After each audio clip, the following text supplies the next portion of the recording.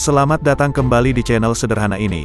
Dalam video teks kali ini kita akan membahas tentang sebuah tempat bernama Khurasan, sebuah tempat di mana dugaan Al-Masih Ad-Dajjal muncul di muka bumi. Selamat menonton, semoga bermanfaat dan bisa menambah referensi kamu. Terima kasih.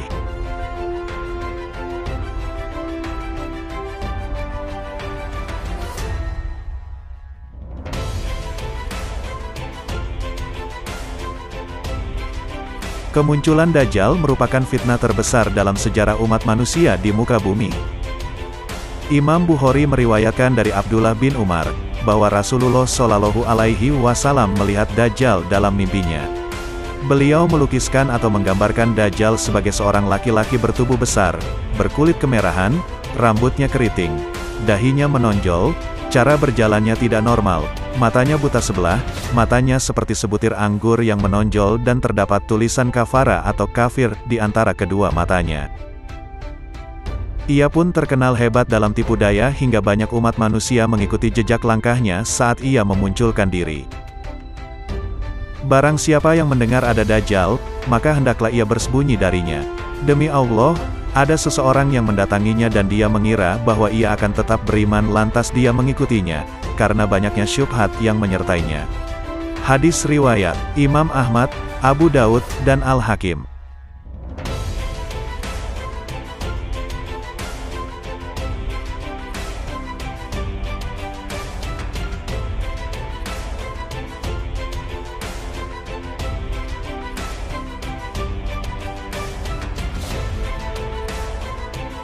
Perbincangan mengenai di mana turunnya Dajjal memang memiliki banyak penjelasan dan versinya masing-masing. Namun kita harus pandai dalam menyikapi dan mempelajari banyak hadis untuk melihat gambaran jernih tentang tempat turunnya Dajjal. Dalam penelusuran lebih jauh, riwayat-riwayat yang ada tidak memberikan informasi yang begitu rinci tentang di mana munculnya Dajjal. Hadits Tamim Ad-Dari yang diriwayatkan oleh Fatimah binti Qais menjelaskan posisi Dajjal berada di Laut Yaman. Sedangkan janji Rasulullah Shallallahu Alaihi Wasallam tentang tempat keluarnya Dajjal berada di wilayah Khurasan. Hal ini sebagaimana yang diriwayatkan Imam Ahmad di mana Rasulullah Shallallahu Alaihi Wasallam bersabda, Dajjal akan keluar di bumi bagian timur yang disebut Khurasan. Ia diikuti oleh beberapa kaum yang wajah mereka seperti perisai yang dipukuli. Menurut Abu Fatiyah Al-Adnani dalam bukunya Fitnah dan Petaka Akhir Zaman, Khurasan adalah sebuah makna yang berarti tempat terbitnya matahari. Khurasan merupakan negeri yang amat luas meliputi beberapa negeri, Persia yang saat ini kita kenal sebagai negara Irak, Afghanistan, dan Turkmenistan. Khurasan memanjang ke Asia antara Sungai Amudarya sebelah utara serta timur dan Gunung Hindukus sebelah selatan, serta beberapa daerah Persia atau Irak bagian barat.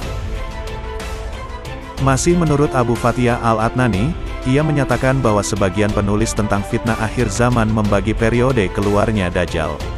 Yang pertama adalah zuhur yang berarti kemunculan dan khuruj yang berarti keluarnya Dajjal. Kalimat zuhur dimaknai sebagai fase kemunculan dan khuruj memiliki arti sebagai keluarnya dalam bentuk dan wujud yang bukan aslinya, waktunya sangat panjang dan itu terjadi sebelum kemunculan Al-Mahdi.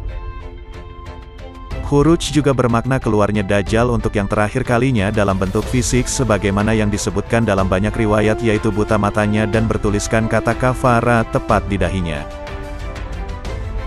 Dr. Umar Sulaiman Al-Asikar dalam kitabnya, Al-Yaum Al-Akhir juga membagi dua periode antara munculnya Dajjal dan keluarnya Dajjal. Ia mengatakan bahwa Dajjal akan muncul dari timur, suatu daerah Persia atau Irak bernama Khurasan. Ini dikuatkan dalam sebuah hadis yang diriwayatkan oleh Tirmidzi, Ibn Majah, Hakim, Ahmad, dan dia dalam Al-Mukhtar, dari Abu Bakar Siddiq yang menjelaskan bahwa Rasulullah Shallallahu Alaihi Wasallam pernah bersabda, sesungguhnya Dajjal muncul di sebuah daerah di timur bernama Khurasan.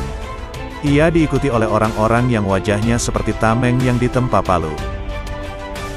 Dalam penjelasan lebih jauh, keluarnya Dajjal yang pertama kali adalah untuk unjuk kekuatan, membuat dan menyebarkan fitnah, teror, mencari pendukung, dan menebar propaganda bahwa dirinya adalah Tuhan semesta alam. Peristiwa ini berlangsung selama waktu yang tidak diketahui. Selama masa ini Dajjal mendapatkan kemenangan dan banyak mengalahkan musuh-musuhnya. Dalam suatu riwayat yang menunjukkan bagaimana proses kemunculan Dajjal pertama kali di muka bumi, Rasulullah Shallallahu Alaihi Wasallam bersabda sebagaimana yang diriwayatkan oleh Abu Umamah Al-Bahili. Di awal kemunculannya, ia berkata, "Aku adalah Nabi. Padahal tidak ada Nabi setelahku." Kemudian ia memuji dirinya sambil berkata, "Aku adalah Rabb kalian, padahal kalian tidak dapat melihat Rabb kalian hingga kalian mati." Hadits riwayat Ibnu Majah. Adapun keluarnya Dajjal yang terakhir kalinya adalah pada saat pertempuran akhir antara Dajjal dan kaum muslimin. Pendukung Dajjal saat itu bukan lagi para Yahudi yang tinggal di Israel. Karena mungkin saja Yahudi Israel saat itu sudah dikalahkan oleh kaum muslimin ketika penaklukan Baitul Maqdis dilakukan oleh Al-Mahdi. Pendukung Dajjal sendiri adalah kaum Yahudi Asbahan yang tinggal di sebuah perkampungan Yahudiyah. Sabda Rasulullah, Dajjal akan keluar dari kota Yahudi Isfahan, wilayah di Khurasan Iran, bersama 70.000 penduduk Isfahan. Menurut Abu Fatiyah Al-Adani, sesungguhnya Dajjal akan keluar karena suatu kemarahan. Adapun peristiwa keluarnya Dajjal yang kedua kalinya adalah karena datangnya Batsyatul Kubra atau hantaman yang keras berupa meteor dari langit. Dan ini terjadi setelah Al-Mahdi dan kaum muslimin berhasil menaklukkan Konstantin.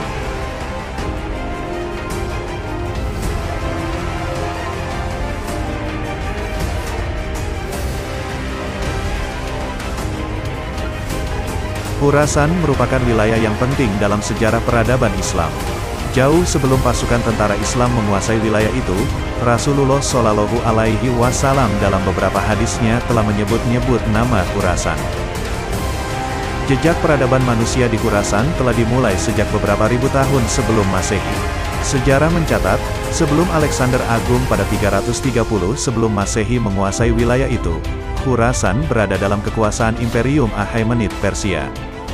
Semenjak itu, Khurasan menjelma menjadi primadona yang diperebutkan para penguasa. Pada abad pertama Masehi, wilayah timur Khurasan Raya ditaklukkan dinasti Husan dan menyebarkan agama dan kebudayaan Buddha. Maka tak heran, bila kemudian di kawasan Afghanistan banyak berdiri kuil. Jika wilayah timur dikuasai dinasti Husan, wilayah barat berada dalam genggaman dinasti Sasanid yang menganut ajaran Zoroaster yang menyembah api. Khurasan memasuki babak baru, ketika pasukan tentara Islam berhasil menaklukkan wilayah itu. Islam mulai menancapkan benderanya di Khurasan pada era kekhalifahan Umar bin Khattab. Di bawah pimpinan Komandan Perang Ahnaf bin Qais, pasukan tentara Islam mampu menerobos wilayah itu melalui Isfahan. Dari Isfahan, pasukan Islam bergerak melalui dua rute, yakni Rai dan Nishapur. Untuk menguasai wilayah Khurasan, pasukan umat Islam disambut dengan perlawanan yang amat sengit dari Kaisar Persia bernama Yazdejurd. Satu demi satu wilayah di Khurasan berhasil dikuasai pasukan tentara Islam. Kaisar Yazdejurd yang terdesak dari wilayah Khurasan akhirnya melarikan diri ke Oxus.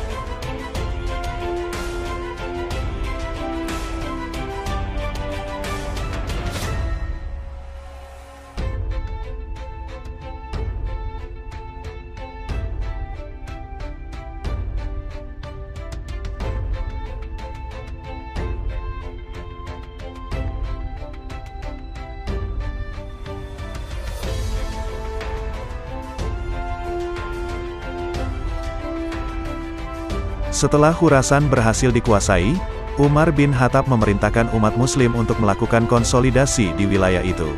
Khalifah Umar bin Khattab tak mengizinkan pasukan tentara muslim untuk menyeberang ke Oxus. Umar bin Khattab lebih menyarankan tentara Islam untuk melakukan ekspansi ke Transoksiana. Sepeninggal Umar bin Khattab, pemberontakan terjadi di Khurasan. Wilayah itu menyatakan melepaskan diri dari otoritas muslim. Kaisar Yazdejurd menjadikan Merv sebagai pusat kekuasaan. Sebelum Yazdejurd berhadapan kembali dengan pasukan tentara muslim yang akan merebut kembali Khurasan, dia dibunuh oleh pendukungnya yang tak loyal. Khalifah Utsman bin Affan yang menggantikan Umar bin Khattab tak bisa menerima pemberontakan yang terjadi di Khurasan. Khalifah ketiga itu lalu memerintahkan Abdullah bin Amir, Gubernur Jenderal Basra, untuk kembali merebut Khurasan. Dengan jumlah pasukan yang besar, pasukan tentara umat Islam mampu merebut kembali Khurasan. Ketika dinasti Umayyah berkuasa, Khurasan merupakan bagian dari wilayah pemerintahan Islam yang berpusat di Damaskus. Setelah dinasti Abbasiyah berkuasa, salah satu pemimpin Khurasan yang turut mendukung gerakan anti-Umayyah, Abu Muslim Khorasani, ditangkap dan dihukum oleh Khalifah Al-Mansur. Sejak itu, gerakan kemerdekaan untuk lepas dari kekuasaan mulai menggema di Khurasan. Pemimpin gerakan kemerdekaan Khurasan dari dinasti Abbasiyah itu adalah Tahir Posanji pada tahun 821 Masehi. Ketika kekuatan Abbasiyah mulai melemah, berdirilah dinasti-dinasti kecil yang menguasai Khurasan. Dinasti yang pertama muncul di Khurasan adalah dinasti Safariyah pada 861 Masehi sampai 1003 Masehi. Setelah kekuasaan Safariyah melemah, Khurasan berada dalam genggaman dinasti lainnya, yakni Samanid. Setelah itu, Khurasan menjadi wilayah kekuasaan orang Turki di bawah dinasti Ghaznavids pada akhir abad ke-10 Masehi. Seabad kemudian, Khurasan menjadi wilayah kerajaan Seljuk. Pada abad ke-13 Masehi, bangsa Mongol melakukan invasi, mereka menghancurkan bangunan serta membunuh para penduduk di wilayah Khurasan. Pada abad ke-14 hingga ke-15 Masehi, Khurasan menjadi wilayah kekuasaan dinasti Timurid yang didirikan Timur Leng. Khurasan berkembang amat pesat pada saat dikuasai dinasti Ghaznavids, Ghazni, dan Timurid. Pada periode itu, Khuran menggeliat menjadi pusat kebudayaan dan ilmu pengetahuan. Tak heran, jika pada masa itu lahir dan muncul ilmuwan, sarjana, serta penyair Persia terkemuka. Sederet literatur Persia bernilai tinggi ditulis pada era itu. Nishapur, Herat, Ghazni, dan Merv adalah kota-kota penting di Khurasan yang menjadi pusat berkembangnya kebudayaan. Memasuki abad ke-16 Masehi hingga ke-18 Masehi, Khurasan berada dalam kekuasaan dinasti Moghul. Bangunan-bangunan bersejarah yang kini masih berdiri kokoh di Khurasan menjadi saksi kejayaan Khurasan pada era kekhalifahan. Selain itu, naskah-naskah penting lainnya yang masih tersimpan dengan baik, membuktikan bahwa Khurasan merupakan tempat yang penting bagi pengembangan ajaran Islam.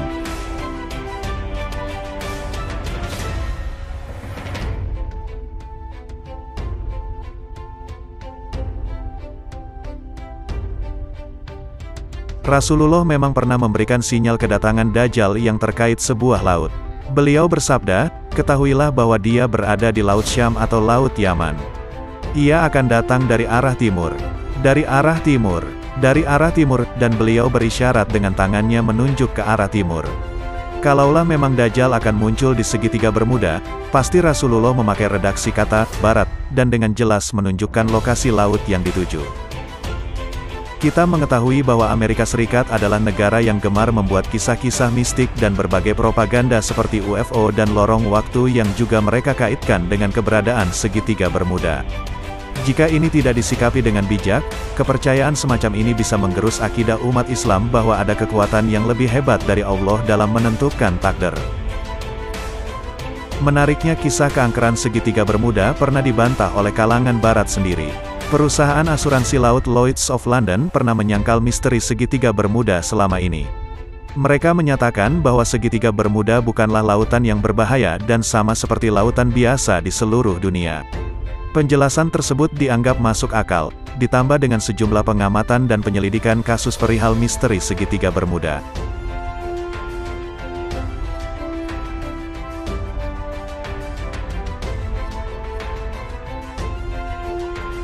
Terima kasih sudah menonton video teks ini, semoga bisa bermanfaat dan menambah referensi kamu. Dukung terus channel sederhana ini dengan cara subscribe dan like videonya agar channel ini bisa terus ada dan menghibur kamu. Terima kasih.